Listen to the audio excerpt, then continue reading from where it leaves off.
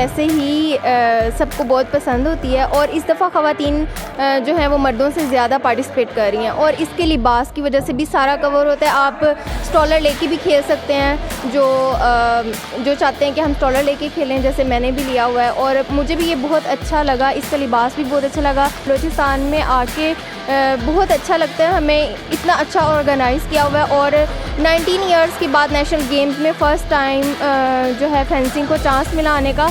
और मैं ये चाहती हूँ कि हमारे डिपार्टमेंट्स भी बने, जो पहले के प्लेयर्स इतनी देर से एफ़र्ट कर रहे हैं उनको मौका मिले डिपार्टमेंट्स में आने का। हमारे जूनियर्स को भी, न्यू जनरेशन जो है मोबाइल्स, फ़ोन और इन सारी चीज़ों से हट के फेंसिंग को सीखें, इसको समझें और ये बहुत मज़ेदार गेम है। एडवांस शमशीर ज़नी है ये। जब से मैंने फेंसिंग ज्वाइन किया है तो इसके अलावा मैं किसी और स्पोर्ट्स की तरफ देख भी नहीं रही। इसमें एक इस तरह का जुनून है और माजी में चूँकि फेंसिंग में औरतें नहीं होती थी, मर्द होते थे।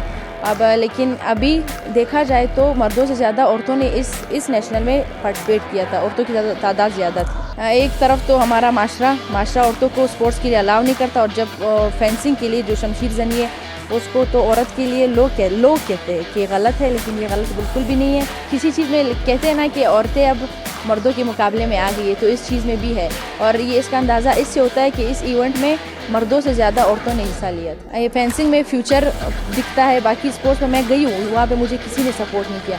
यहाँ पे हमारे हाजी कासिम जो सेक्रेटरी है वो बहुत सपोर्ट करते हैं। तो मैं कहती हूँ कि फेंसिंग में आएँ, स्पेशली लड़कियाँ आएँ, ताकि बलूचिस्तान की टीम में भी इजाफा हो और आप लोगों का फ्यूचर भी जाए।